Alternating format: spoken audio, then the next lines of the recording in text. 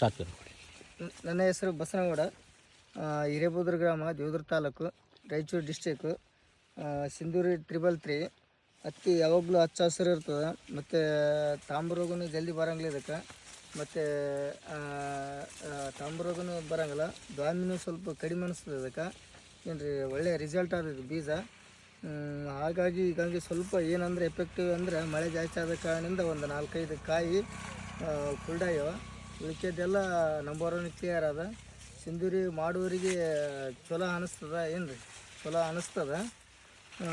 ಮುಂದಿಂದು ನಾವು ಇದೇ ಹೊಲ ರೂಟ್ ಹಿಡ್ದು ಹೊಂಟಿದ್ದೀವಿ, ಫಂಕ್ಷನ್ ಮಾಡೋಕ್ಕಿದ್ರೆ. ಹಿಂಗಾಗಿ ನಮಗೂ ಇದೇ ಮಾಡ್ಬೇಕಂತ ಅನ್ಸಕೈತದ. ಈ ಹೊಲ ನೋಡೋಕೆ ಕುಂತ್ರೆ ಇಲ್ಲೇ ದಾರ್ಯಾಗ ದಿನ ಓಡಾಡ್ತೀವಿ. ಚೆನ್ನಾಗಿ ಬಂದದ ಅಂತ ಹೇಳೋಕೆ ಇಷ್ಟಪಡ್ತೀನಿ ನಾನು.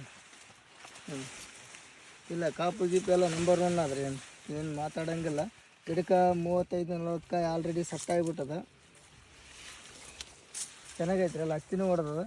ಇನ್ನು ಕಾಯಿ ಇನ್ನೂ ಆಗವ, ಮೇಲೆ ಹೂವು ಫಲ ಕಾಯಿನ ಇದಾವೆ ಆಲ್ರೆಡಿ. ನಮ್ಮ 25-30 ಹೂವು ಫಲ ಕಾಯಿನ ಇದಾವೆ. ಬೀಜ ಸಿಂಧೂರಿ 333 ಅಂತ ಚೆನ್ನಾಗೈತೆ ರೀ.